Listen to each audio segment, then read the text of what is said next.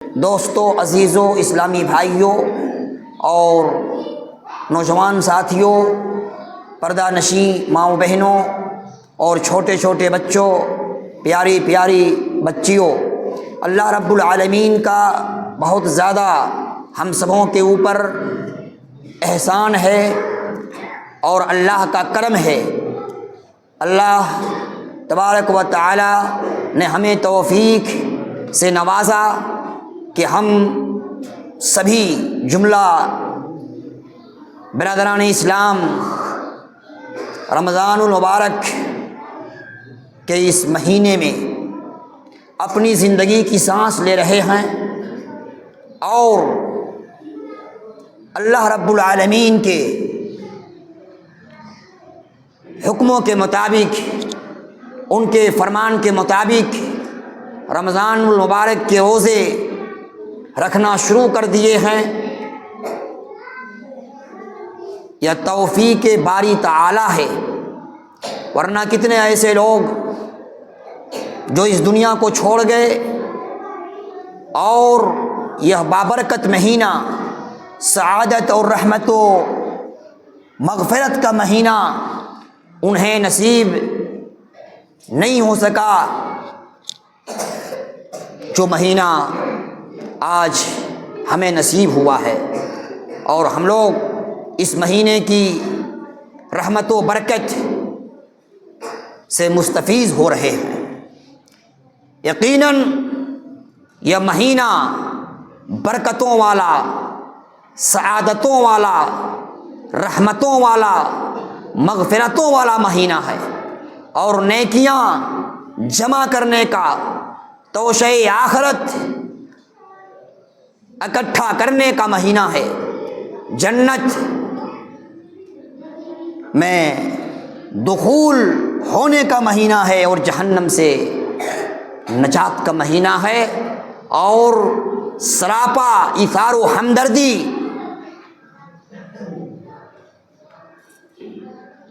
اور مغفرت کا مہینہ ہے۔ اس مہینے کی فضیلت، اس کی اہمیت قرآن و حدیث کے اندر آیا ہے میرے بھائی۔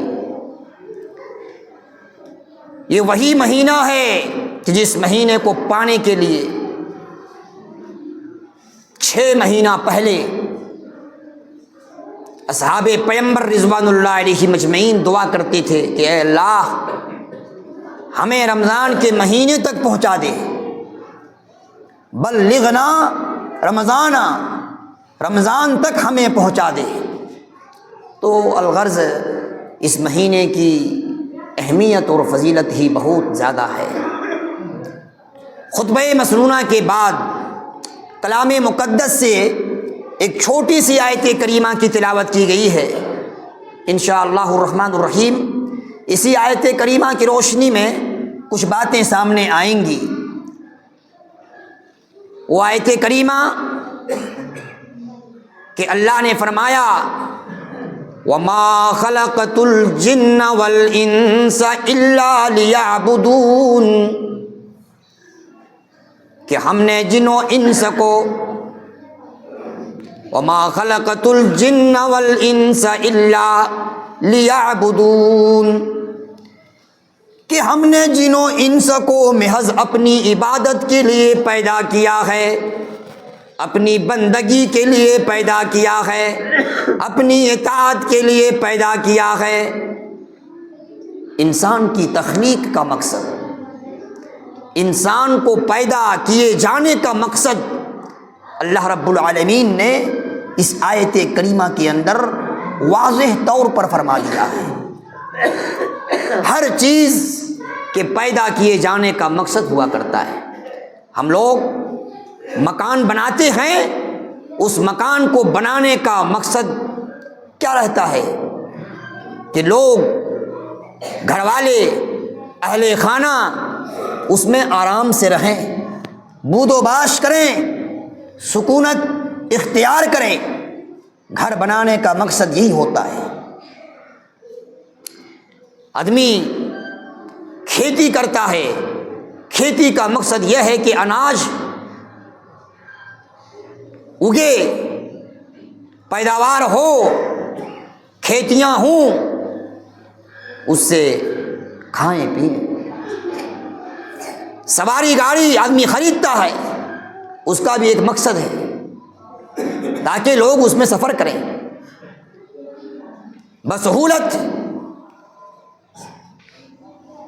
یہاں سے وہاں جا سکیں، سفر کر سکیں، راستہ طے کر سکیں، کم منٹوں میں، کم وقتوں میں پہنچ سکیں۔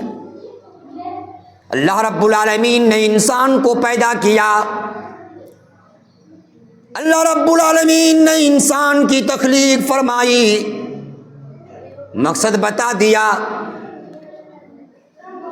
غرض و غایت واضح کر دیا۔ اللہ نے فرمایا وَمَا خَلَقْتُ الْجِنَّ وَالْإِنسَ إِلَّا لِيَعْبُدُونَ، کہ ہم نے جن و انس کو پیدا کیا محض اپنی بندگی کے لیے، اپنی اطاعت کے لیے۔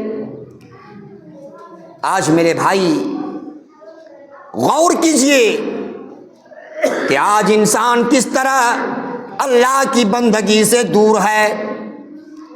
یہ الگ بات ہے کہ ماہ رمضان آیا ہے، رمضان مبارک کا مہینہ آیا، ماشاء اللہ الحمدللہ سبھی لوگ مسجدوں میں آ رہے ہیں۔ رمضان سے پہلے جو ایام گزرے ہیں لوگوں، ان ایام کا جائزہ لو۔ افسوس ہوگا، اور افسوس نہیں بہت افسوس ہوگا کہ لوگ نمازوں سے دور رہا کرتے تھے۔ یہ تو رمضان جو بابرکت والا مہینہ ہے، اس مہینے کی خصوصیت ہی یہی ہے، اللہ اکبر، کہ اس مہینے میں وہ لوگ بھی نماز شروع کر دیتے ہیں جو نماز سے دور رہا کرتے ہیں، نماز سے محروم رہا کرتے ہیں، وہ بھی نمازی بن جاتے ہیں۔ لیکن رمضان المبارک کے مہینے سے قبل کے ایام پر نگاہ دوڑاؤ، لوگ کس طرح غفلت کی زندگی گزارتے تھے۔ نماز سے کوئی مطلب نہیں، ذکر و اذکار سے کوئی مطلب نہیں، قرآن کی تلاوت سے کوئی مطلب نہیں، جبکہ لوگوں یاد رکھو ہماری تخلیق کا مقصد، ہمارے پیدا کیے جانے کا مقصد کچھ اور نہیں۔ اللہ رب العالمین نے بڑے اچھے انداز میں اور واضح انداز میں فرما دیا ہے، اے انسانوں سن لو، وَمَا خَلَقْتُ الْجِنَّ وَالْإِنسَ إِلَّا لِيَعْبُدُونَ۔ اللہ نے کہا کہ ہم نے جنوں انس کی تخلیق محض اس لیے کیا ہے کہ وہ میری بندگی کریں، میری اطاعت کریں۔ اللہ کی بندگی کی بڑی اہمیت ہے۔ ایک جگہ اللہ رب العالمین نے ارشاد فرمایا وَاعْبُدْ رَبَّكَ حَتَّى يَأْتِيَكَ الْيَقِينُ، کہ پوری زندگی آخری دم تک رب کی بندگی کرتے رہو۔ نماز اللہ کی بندگی ہے، روزہ رکھنا اللہ کی بندگی ہے، ذکر و اذکار کرنا اللہ کی بندگی ہے، صدقہ و خیرات کرنا اللہ کی بندگی ہے۔ سن لو، حج میں جانا اللہ کی بندگی ہے، غریبوں کی مدد کرنا اللہ کی بندگی ہے، دعائیں کرنا اللہ کی بندگی ہے۔ اور سن لو لوگوں، یہ کھانا جو کھا رہے ہو اور کھانا کھلا رہے ہو اپنے گھر والوں کو، یہ بھی اللہ کی بندگی ہے۔ اور اللہ کی بندگی کے لیے اللہ نے انسان کو پیدا کیا ہے، مگر آج انسان اپنی تخلیق کا مقصد بھول بیٹھا ہے، بھول گیا ہے۔ آج خواب غفلت کی زندگی ہم لوگ گزار رہے ہیں، جو بہت افسوسناک ہے، بہت افسوسناک۔ میرے بھائی، ایک جگہ اللہ رب العالمین نے فرمایا ان اکرمکم عند اللہ اتقاکم، بے شک تم میں سب سے مکرم، سب سے محترم اللہ کے نزدیک کون ہے؟ جو تم میں متقی ہو، پرہیزگار ہو، اللہ کی بندگی کرنے والا ہو۔ جب تک انسان اللہ کی بندگی سے نہ جڑ جائے، اللہ کی اطاعت کو بجا نہ لائے، وہ متقی ہو نہیں سکتا، وہ تقوی شعار ہو نہیں سکتا۔ اللہ نے فرمایا سن لو، جو عابد لوگ ہوں گے، جو عبادت کرنے والے لوگ ہوں گے، جو اللہ کی بندگی کرنے والے لوگ ہوں گے، جو اللہ کا کہا مان رہے ہوں گے، جو اللہ کا خوف کھا رہے ہوں گے، اللہ کا ڈر رکھے ہوں گے اپنے دل میں، اللہ نے کیا فرمایا؟ ان اکرمکم عند اللہ اتقاکم، بے شک تم میں سب سے مکرم اللہ کے نزدیک کون ہے؟ جو تم ہی میں سے سب سے متقی ہو، پرہیزگار ہو، اللہ سے ڈرنے والا ہو، اللہ سے خوف کھانے والا ہو، اللہ کی بندگی بجا لانے والا ہو، وہی کل قیامت کے دن اللہ کے نزدیک سب سے مقرب بندے ہوں گے، سب سے محبوب بندے ہوں گے۔ آج تو ہمارے اور آپ کے نظریات کچھ اور ہیں۔ اگر ہم نے دولت کو ہی سب کچھ سمجھا ہے تو آج اگر یہ میرا نظریہ ہے کہ دولت بہت بڑی چیز ہے، تو سماج میں، معاشرے میں اور قریہ میں، دیہات میں، گاؤں میں، بازار میں، ٹاؤن میں اگر کوئی سب سے بڑا امیر آدمی ہو، دولت والا آدمی ہو، تو اس کا رتبہ، اس کا مقام ہمارے نزدیک بہت بڑا ہوتا ہے، ہم اسے بہت ویلیو دیتے ہیں۔ اگر کوئی اپنا نظریہ اس طرح کا رکھا ہے کہ کوئی 4 ویلر خرید لے اور 4 ویلر وہ بہت پسند کرتا ہو، اور جو ان کو دیکھ رہا ہو، دیکھنے والا بھی پسند کرتا ہو، تو وہ سمجھے گا کہ میرے نزدیک وہ بہت مکرم ہے اور ان کی گاڑی بڑی اہمیت کی حامل ہے۔ کوئی ایسے بھی لوگ ہیں، ایسے بھی افراد ہیں کہ جو انسان اللہ کی بندگی سے جڑ جاتا ہے، نمازیں پڑھتا ہے، نمازی ہے، روزے دار ہے، صدقہ تو خیرات کرتا ہے، ممکن ہے کہ کوئی اس طرح کے نظریے کے حامل بھی لوگ ہوں گے جو نیکی کا کام کرنا اپنے لیے بھی اچھا سمجھ رہے ہوں گے اور دوسرے کو بھی کرتے ہوئے دیکھ کر ان کو بھی ویلیو دیتے ہوں گے کہ نہیں وہ سب سے اچھا انسان ہے، اس لیے کہ وہ نیکیاں انجام دے رہا ہے، اچھا کام کر رہا ہے۔ کوئی کسی کے اخلاق اور کردار کو دیکھ کر متاثر ہو جاتا ہے، وہ ان کو اچھا سمجھتا ہے، کیونکہ اخلاق کی قیمت ان کے یہاں بہت ہوتی ہے۔ بد اخلاقی، بد خلقی، بد کرداری وہ پسند نہیں کرتے ہیں، اسی لیے جب کسی اچھے انسان کو دیکھتے ہیں، اخلاق و کردار کے متحمل انسان پر جب نظر پڑتی ہے تو وہ خوش ہو جاتا ہے اور ان کو بہت مقرب بنا لیتا ہے، کہتا ہے نہیں اچھا ہے، اس لیے کہ ان کا اخلاق بڑا اچھا ہے۔ کوئی سخی ہوتا ہے، اللہ کے راستے میں خرچ کرتا ہے، صدقات و خیرات کرتا ہے، اللہ نے جو مال دیا ہے اللہ کے راستے میں مال خرچ کرتے ہیں، تو کتنے ایسے لوگ ہیں جو ان کو پسند کرتے ہیں کہ نہیں وہ بڑے اچھے ہیں، سخی ہیں، اللہ کے راستے میں مال خرچ کرتے ہیں، غریبوں کی اعانت کرتے ہیں، مدد کرتے ہیں، یتیموں کا خیال رکھتے ہیں۔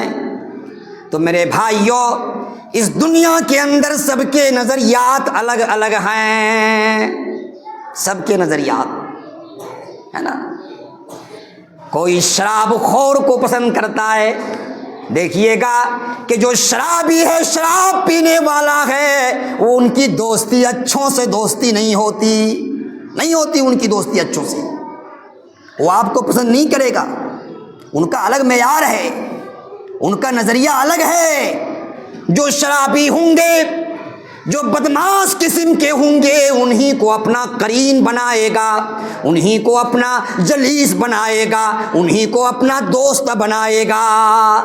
لیکن اللہ کا وہ فرمان سنو، غور کرو اللہ کا فرمان۔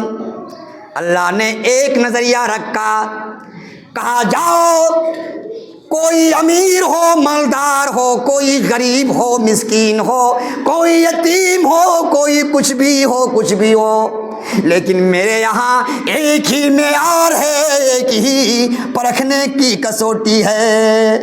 میرے یہاں کسی کی امیری نہیں دیکھی جائے گی، کسی کی غربت کا خیال نہیں کیا جائے گا، کسی کی شہرت کا خیال نہیں کیا جائے گا۔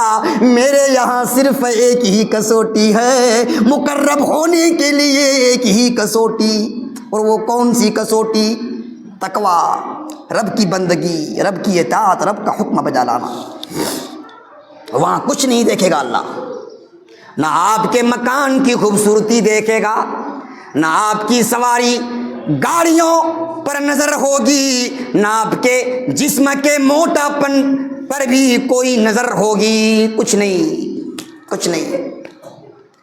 نہ آپ کے عہدے دیکھے جائیں گے، نہ آپ کے مناصب دیکھے جائیں گے، نہ آپ کی کرسیاں دیکھی جائیں گی، نہ آپ کی ڈگریاں دیکھی جائیں گی، نہ آپ کی زندگی کے اندر کھانے کی کوالٹیاں دیکھی جائیں گی۔ وہاں صرف اور صرف ایک چیز مطمع نظر ہوگی۔ لوگوں سن لو، اللہ نے فرمایا ان اکرمکم عند اللہ اتقاکم، بے شک تم میں اللہ کے نزدیک سب سے مقرب، سب سے محترم وہ لوگ ہوں گے جو متقی ہوں گے۔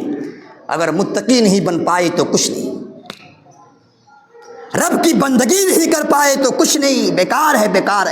گھر بنا لو، مکان بنا لو، بلڈنگیں کھڑا کر لو، تجارت کی منڈیاں کھول دو، بزنس کاروبار کی چال بچھا دو، اور پھر اس کے بعد تعلیم کی راہ میں بڑی سی بڑی ڈگریاں حاصل کر لو، بڑے سے بڑے عہدے اور بڑے سے بڑے مناصب پر فائز ہو جاؤ، کوئی کام دینے والا نہیں۔ وہاں کام اگر آئے گا تو اچھے اعمال، آپ کے اچھے اعمال، آپ کی نیکیاں کام آئیں گی۔ تقویٰ شعاری سے زندگی یہاں بھی سنور جائے گی، وہاں بھی سنور جائے گی۔ اور آج تقویٰ شعاری کی راہ سے لوگ ہٹ رہے ہیں، اللہ کی بندگی کی راہ سے ہٹ رہے ہیں میرے بھائی، کوسوں دور، کوئی مطلب نہیں۔ مسجد آنے کے لیے ہمیں وقت نہیں ملے گا، بازار جانے کے لیے وقت کافی ہے، میلے میں شرکت کے لیے وقت کافی ہے، مہمانی کے لیے وقت مل جائے گا، سیر و تفریح کے لیے وقت مل جائے گا۔ لیکن جب مؤذن اذان دے، پکار لگائے، حی علی الصلاۃ، آؤ نماز کی طرف، آؤ کامیابی کی طرف، حی علی الفلاح، توجہ نہیں دیں گے۔ تو میرے بھائی، آپ کو کیا پتہ نہیں کہ ہماری زندگی کا مقصد صرف اور صرف اللہ کی بندگی ہے، اور اللہ کی بندگی سے ہم بچنا چاہتے ہیں،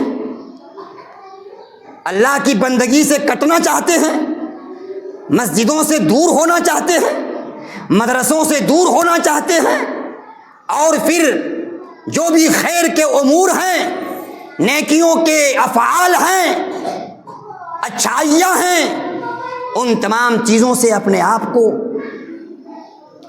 دور رکھنا چاہتے ہیں۔ اس کا مطلب کیا ہے؟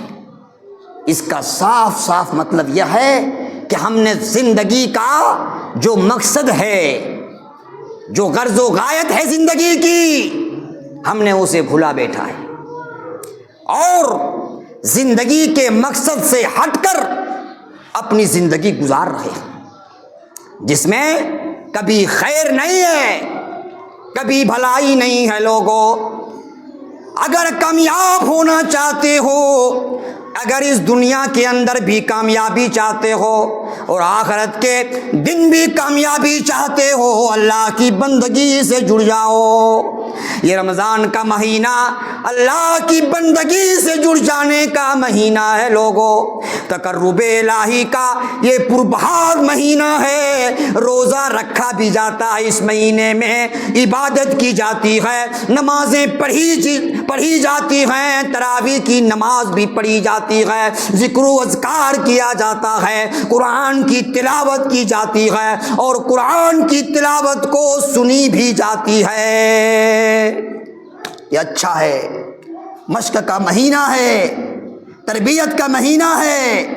اللہ نے موقع دیا ہے، چانس دیا ہے، لمحہ عطا کیا ہے اللہ نے آپ کے لیے، خوب توجہ دو۔ ممکن ہے کہ آپ کی زندگی بدل جائے، ممکن ہے کہ آپ کی زندگی میں انقلاب آ جائے، ممکن ہے کہ بے راہ روی سے ہٹے ہوئے لوگ، ہٹے ہوئے افراد راہ راست پر آ جاویں۔ یہ تقرب، اللہ سے قربت، اللہ سے لو لگانا، یہ بہت بڑی چیز ہے۔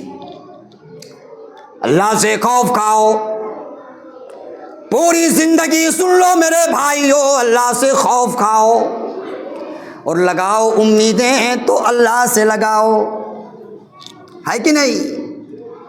ڈرو اللہ سے، خوف کھاؤ اللہ سے، امیدیں لگاؤ اللہ سے۔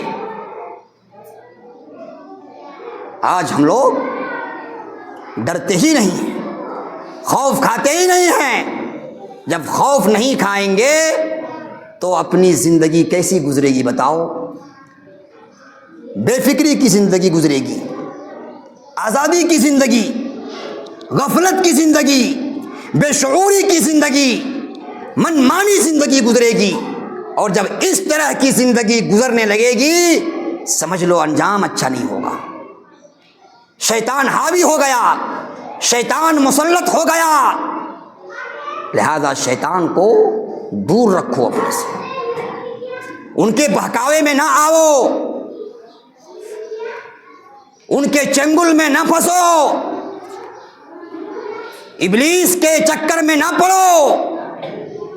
ابلیس نے تو تمہارے باپ حضرت آدم علیہ السلام کو جنت سے نکال دیا، اس کی بڑی خطرناک دشمنی ہے، تمہارے باپ سے عداوت ہے اور تم سے بھی ہے۔ شیطان چاہے گا کہ یہ انسان کس طرح گمراہ ہو جائے، براہ رو ہو جائے، راہ راست سے ہٹ جائے، ان کا عقیدہ خراب ہو جائے، فاسق ہو جائے، عقیدہ توحید میں بگاڑ پیدا ہو جائے، ان کی زندگی کس طرح غارت ہو جائے۔ شیطان یہی چاہتا ہے۔ آج کل کے نوجوانوں، شیطان تمہارے سروں پر، تمہارے قلوب پر حاوی ہو چکا ہے۔ تم ہی تو تھے کہ قوم و ملت کے لیے ایک نمونہ ہوتے، اخلاق و کردار میں تمہارا نام پیش کیا جاتا، مثال تھے، مثال تم، لیکن کس چیز کی مثال اب پیش ہو رہی ہے؟ تمہاری بگاڑ کی مثال پیش کی جا رہی ہے۔ تم کیا تھے اور کیا ہو گئے؟ تم سماج کے معمار تھے، قوم و ملت کے نونہالان کے معمار تھے، بچوں کو بنانے والے تھے، ان کے بھوشیہ کو روشن کرنے والے تھے۔ تم نے ATM مارنا شروع کر دیا، حرام خوری شروع کر دی، حرام کا لقمہ خود کھا رہے ہو اور اپنے گھر والوں کو بھی کھلا رہے ہو اور اپنے خیش و اقارب کو بھی کھلا رہے ہو۔ یاد رکھو، یہ حرام لقمہ تمہارے منہ پر مار دیا جائے گا، کام نہیں آئے گا۔ تم سے ہماری کوئی دشمنی نہیں ہے، تم سے ہماری کوئی عداوت نہیں ہے، تم کھاؤ کماؤ، تم صاحب روزگار بن جاؤ، کوئی ٹینشن نہیں ہے، کوئی حسد نہیں ہے، کوئی کینہ، کوئی بغض نہیں ہے۔ لیکن ہاں، حرام لقمہ جب کھاتے ہو اور حرام کی کمائی جب حاصل کرتے ہو، تکلیف اسی بات پر ہے کہ آخر یہ کیوں؟ تمہاری تخلیق تو اس طرح نہیں ہوئی تھی، یہ نہیں کہا گیا تھا کہ حرام لقمہ کھانے کے لیے تمہیں پیدا کر رہے ہیں، اللہ نے نہیں کہا تھا۔ اللہ نے فرمایا وَمَا خَلَقْتُ الْجِنَّ وَالْإِنسَ إِلَّا لِيَعْبُدُونَ، ہم نے جن و انس کو محض اپنی عبادت کے لیے پیدا کیا ہے، اپنی بندگی کے لیے پیدا کیا ہے۔ حلال کمائی کھانا بھی رب کی بندگی ہے، لوگو سن لو، ہاں سن لو۔ حرام کمائی کیوں کر رہے ہو؟ جوا کیوں کھیل رہے ہو؟ شراب کیوں پی رہے ہو؟ اور ATM کیوں مار رہے ہو؟ سود کی رقمیں کیوں کھا رہے ہو؟ آخری یہ تمام حرام کاموں کا ارتکاب کرنے سے تمہیں ملے گا کیا ملنے والا ہے؟ یہ زندگی تو بڑی مختصر ہے بھائی، چند دنوں کی زندگی ہے، یہاں کی زندگی کٹ جائے گی، اس دنیا میں کوئی نہیں رہا۔ فرعون کا بھی خاتمہ ہوا، قارون کا بھی خاتمہ ہوا، حامان کا بھی خاتمہ ہوا، شداد کا بھی خاتمہ ہوا، انبیاء کرام رسول علیہ السلام بھی اس دنیا کے اندر نہیں رہے، اصحاب پیغمبر بھی نہیں رہے، تبع تابعین بھی نہیں رہے، اور سن لو اولیاء کرام بھی نہیں رہے، کوئی نہیں رہے۔ کون آیا ہے رہنے کے لیے؟ آج ہیں کل نہیں، ابھی ہیں کچھ لمحے بعد کی کوئی گارنٹی نہیں ہے کہ نہیں؟ کب کون چلا جائے گا؟ دنیا کس وقت چھوڑ دے گا؟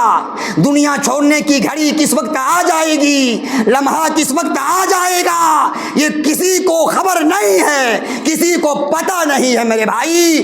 اس لیے سن لو، اللہ کی بندگی سے جڑو، اللہ کی اطاعت سے جڑو، اللہ کے احکامات کو سامنے رکھو، اور رسول اللہ صلی اللہ علیہ وسلم کے فرامین کو سامنے رکھو، نبی کے احکامات، نبی کے فرمودات اور اللہ رب العالمین کے احکامات کی روشنی میں زندگی گزارو۔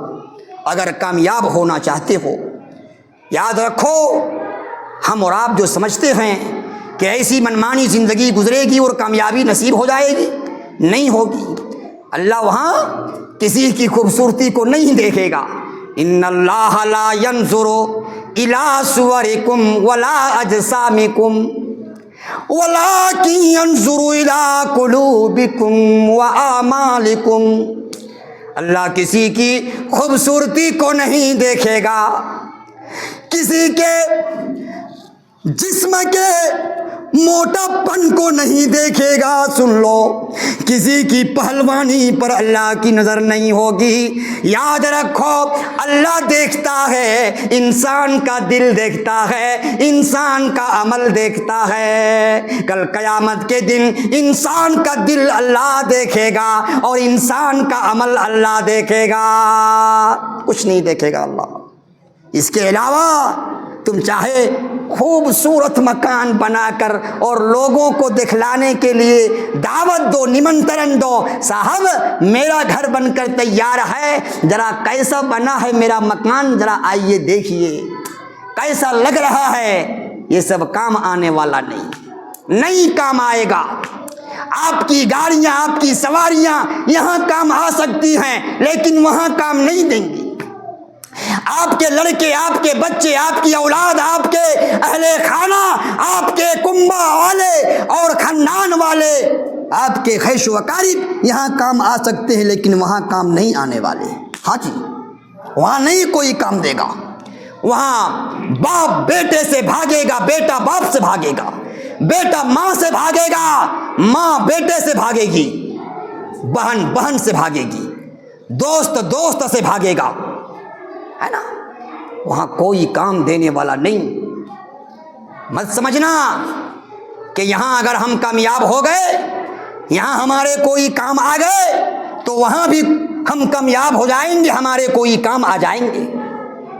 وہاں بڑے بڑے ایسے لوگ بھی پہنچیں گے جو بڑے پہلوان نما ہوں گے، بڑے پہلوان کی طرح ہوں گے، لیکن مچھر کے پر کے برابر بھی اس کا وزن نہیں ہوگا وزن۔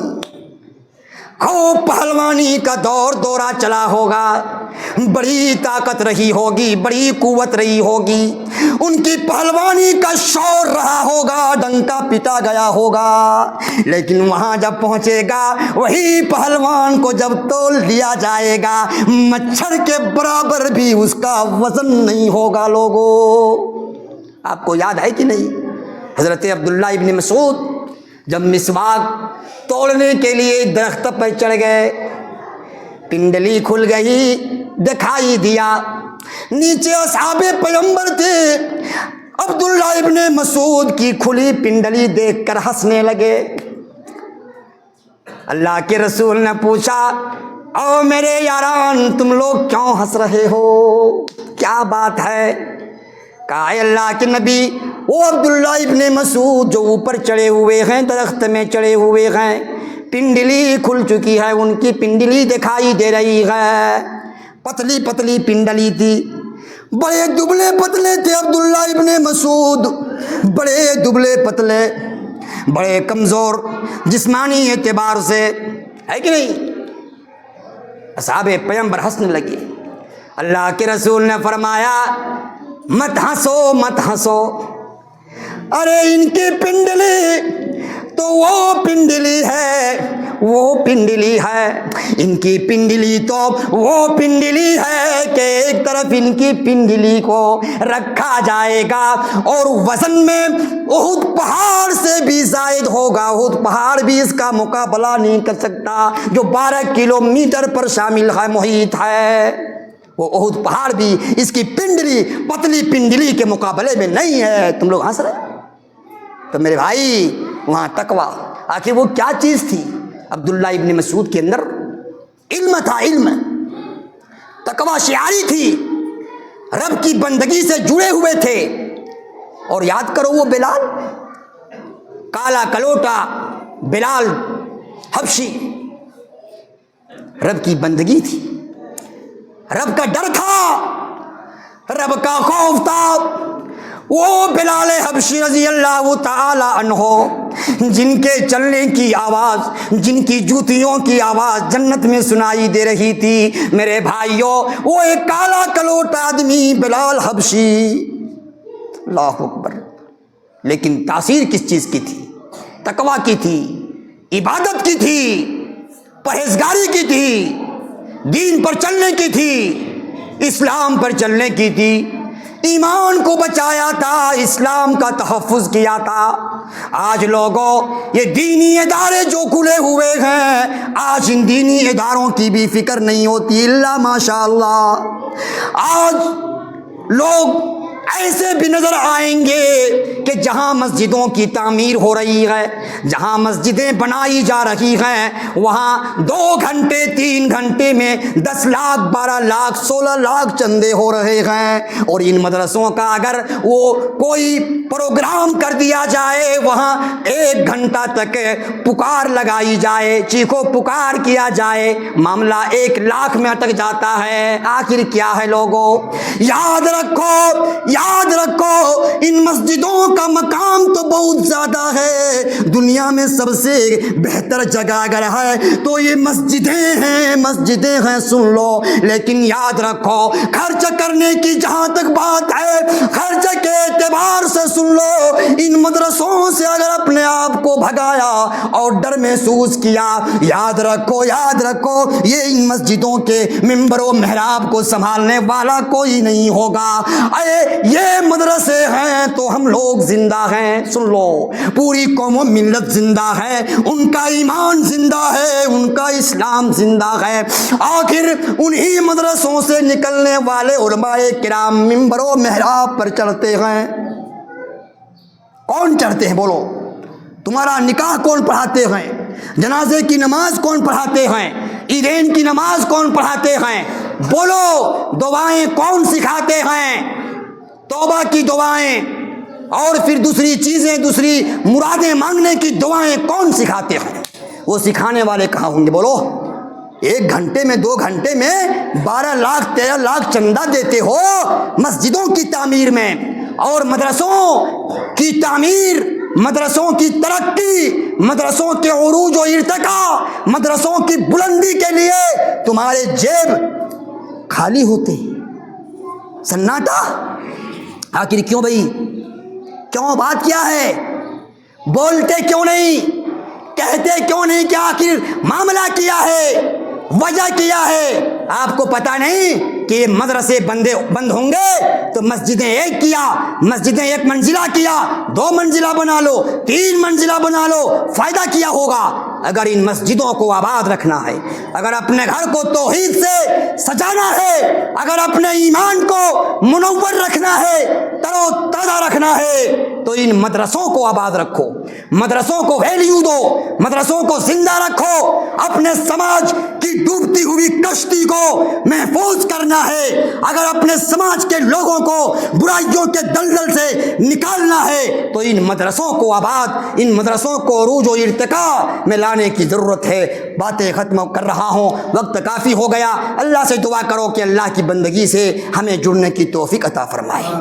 اے اللہ، یہ رمضان کا مہینہ بڑا خوشگوار مہینہ ہے جس کا پیغام بھی یہی ہے کہ یا ایھا الذین آمنوا کتب علیکم الصیام کما کتب علی الذین من قبلکم لعلکم تتقون، کہ اے ایمان والو، تم پر روزے فرض کیے گئے جیسا کہ تم سے پہلی امتوں پر یہ روزے فرض کیے گئے تھے تاکہ تم متقی بن جاؤ، پرہیزگار بن جاؤ۔ بس اللہ سے دعا کرتے ہیں کہ اے اللہ، روزے کا مقصد جو تقوی شعاری ہے، اے اللہ ہماری زندگی تقوی سے متصف کر دے، اے اللہ تقوی کے قریب کر دے، اے اللہ تو ہم سبوں کو اپنا مقرب بندہ بنا لے۔ اے اللہ، ہم گنہگار ہیں، خطا کار ہیں، اے اللہ ہماری لغزشوں کو معاف فرما دے۔ اے اللہ، اس رمضان کے فیوز و برکات سے ہمیں مکمل طور پر مستفیض ہونے کی توفیق نصیب فرما، آمین۔